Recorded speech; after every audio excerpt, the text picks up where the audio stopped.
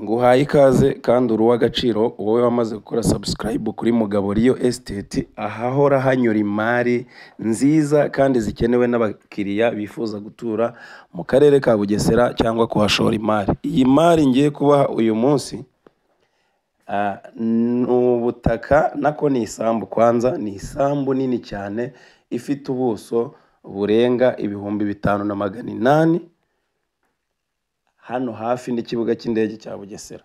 So ni ahantu heza cyane, ni mu murenge wa Nyamata, akagari ka Murama, umudugudu ni Gataraga. Ku bantu bahazi kuva i Nyamata uhagera ni iminota itarenze 8.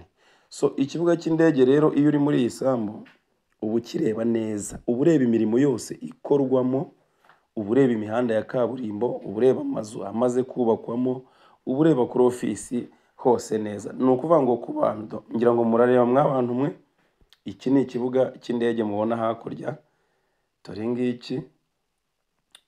Hanyuma ugatambika hariya ni kuri gate, ngira ngo iriya mashini ku bantu bahagenda barabizi, ni imwe iteka amagodoro bakoresha muri kaburimbo. So ubutaka ngiye kubereka rero n'ubundi ndacyabumanukamo, ntimurambirwe kuko ni isambu nini, ntabwo ari ya sambu utera intambwe. Iyi ntabwo wayitera intambwe uretse kureba ku byangombwa by'ubutaka. So ni ahantu hanini, ni imari kabisa. Ni ukuvuga ngo rero akarusho kuri iyi sambu barashakaho miliyoni 50, ariko ubaye ushaka na 1/2, ibyangombwa ni 2, baguha ahawe ukaba ariho wigurira. So ngira ngo aha ni ku mungoti wa nyuma rero, urimo n'urutoki.